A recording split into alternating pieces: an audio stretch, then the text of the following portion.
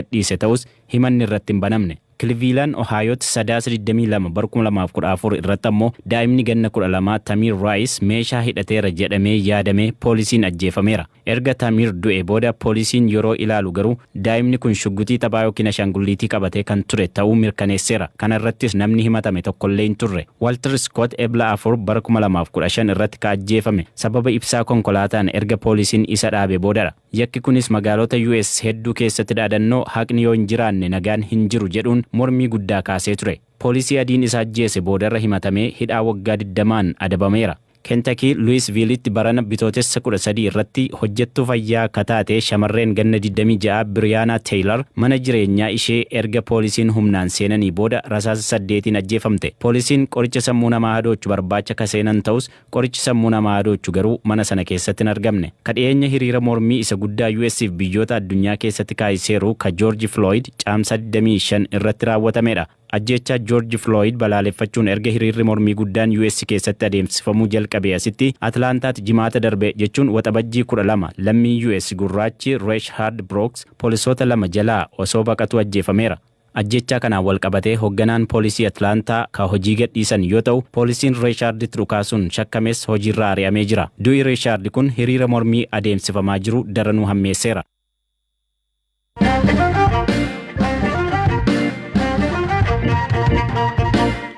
Hawaasa godina Walaayittaa bakka bu'uun kanneen mana maree naannoo uummattoota kibbaa keessa jiran miseensummaa mana marichaa keessaa of baasaniiru.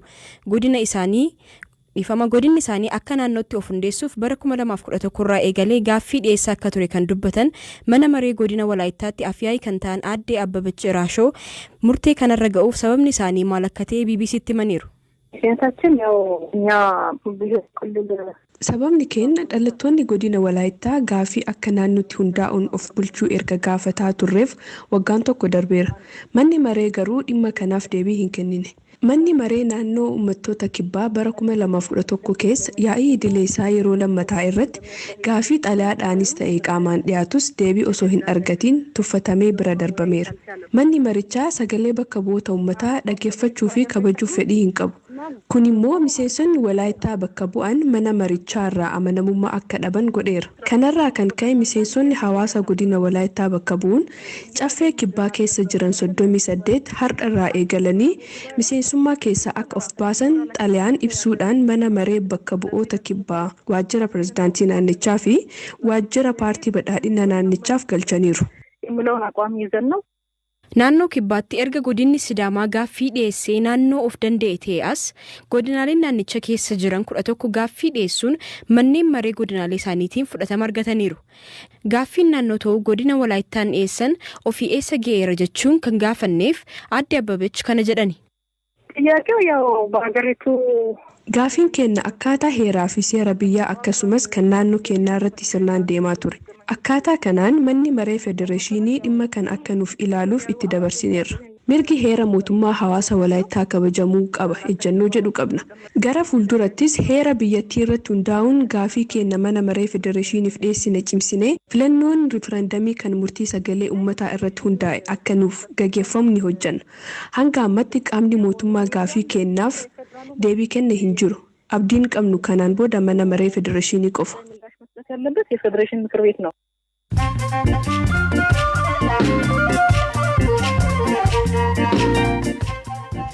Dhaggeeffattoota keenya amma odeessaalee gaggabaaboo addunyaan simbiraan gahaa Itoophiyaatti har'a namoonni 76 koronaa vaayirasiin qabamuun waliigalatti lakkoofsi namoota hanga ammaatti qabamanii 3521 ga'eera. Hanga yoonaa dhibee kanaan namoonni 60 du'anii 545 immoo bayyaannataniiru. Hojjettoota buufata konkolaataa Dabra Birhaan qorannoo taasifameef 36 keessaa 16 irratti koronaa vaayirasiin argameera. Itti gaafatamaan waajjira fayyaa magaalichaa obbo Geetaa'ummaa immoo BBC'tti akka himanitti kanneen qorataman shufeerota gargaaraa isaanii fi kanneen buufaticha keessa hojjetanidha. Eertiraan ji'a dura namoonni koronaan vaayirasiin irratti argameen ture 39 dandamachuu labsitee kan turte ta'us vaayirasichi akka haaraatti dilbata namoota 31 irratti argamu ministeerri fayyaa biyyattii beekseera. Namoota vaayirasichi irratti argame keessaa 30 lammiilee Eertiraa yoo ta'an tokko immoo lammii Itoophiyaati. Sudaan keessatti garee hidhattootaa bakka bakkatti socho'uun haleellaa qaqqabsiisaa turan kan dursaa ture Alii Kushiyaab mana murtii yakkamtoota waraana idil addunyaatti gaafatamaa jira. Aliin yakkicha hin raawwanne jechuun waakkatus isaa fi qondaaltota mootummaatiin yakka Daarfuritti raawwateen namoonni 300,000 ol galaafatanii namootni miliyoona 2.5 ammoo qeerraa buqqeera. Chaayinaan weerara koronaa vaayirasii marsaa lammaffaan yaaddoo keessa galtee jirti. Ji'oota lamaaf tatamsa inni vaayirasichaa akkaan hir'atee turus amma bakka turetti deebi'ee har'a namoota haaraa vaayirasichaan 36 qabamuun himameera. Indiyaatti weerarri COVID-19 garmalee waan hammaateef torbeetti namootni 18,000 qorachuuf karoorfattee jirti. Hammaachuu dhibichaa wal qabatee furgoo geejjiba baaburaa 500 iddoo dhukkubsattoonni ciisan yaalamanitti geeddartee jirti.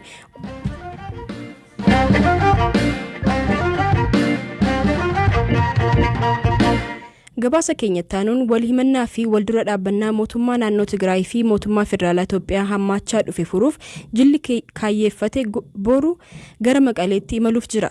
Jilli kun yaa'ii wal dhaabbilee amantaa Itoophiyaa keessaa bakka buutota amantaa 7 jaarsolii biyyaa akkasumas abbootii gadaa kan of keessaa qabudha.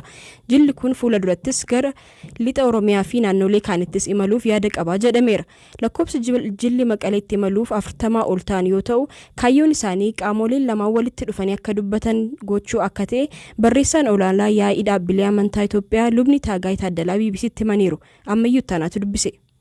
Kan deemaa jirru abbootii amantaa akkasumas immoo jaarsolii biyyaa kan jedhamu jiru. Kan naannoo adda addaa kan jiranu nama 3 filatamanii wal ta'anii waan nageenyaa ilaalchisanii waan nagaa buusuudhaaf biyyattii kana keessatti akkam tarkaanfachuu qaba kan jedhu irratti waliin taanee hojjechaa jirra jechuudha. Kanaan dura jalqabamee jira. Booddeemmoon dhaabate amma immoo irra deebiidhaan deemneetii waliin isa federaalaa kan mootummaa jiru wajjinis naannoo addaa kan jiran walii ta'anii akkuma sagantaa isaaniis yookaan immoo poolitikaa isaaniis siyaasaa keessatti kan jiraatan waliin ta'anii wal dhaggeeffatan akka walaasaanuu gochuudhaaf. Kanaafuu jarri lamaan teessuma tokko irratti akka isaan mari'atanii fi kaayyoonsaa. Amma kophaa asoosisnee sanaan booda immoo asumatti dhufneetii gara qaama mootummaa keessa kan jiraatan kan federaalaas akkasumas wal fakkaatuun sagantaa akka qopheessineetii maayinni kan jedhu irratti barri keessanii cuftanii haasa'uu qabdu. Namni baay'inaan nagaa kan barbaadu waan ta'eef nagaa biyyattii kana jennee hojjechuu qabna kan jedhu irratti dhimma biraan qabu. Inni siyaasaa miti qabu. Tole walitti fiduudha naan jettanii wanni kun garuu duubatti nafne hin barfanne. Sirriidha. Duubatti hafee jira. Nama meeqa deema yoom deemtu gara naannoo Tigraay? Boordeemaa jira gaazexaan booramu namni 40 kan caalu hin deemu. Abbootii amantaa gara 20 kan ta'anu akkuma jaarsa biyyaa naannoo hundi abbaa gadaas jiru waan kan ugaazoonni kan jedhamu sultaananii jiru. Amma hin milkoofne jettanii yaaddu? Waaqayyotu nu gargaara jennee annaan feetii keenya maa'inni waaqayyoo qabanneetii akkuma amantaa abbaa amantaa waaqayyoon qabannee waliin deemna jennee yaadna. Kaka'umsa kana yoo fudhate mootummaadha moo isinidha? Nuti mootummaa waan akkasii keessatti seene nuti fudhatne bara. Kan lachuu keenya jechuudha. Lachuun keenya jechuun si galee miti. Kan abbootii amantiis kan jaarsolii biyyaas. Eeyyee. Tolee guddaa ulfaadha galatooma. Isinis galatooma.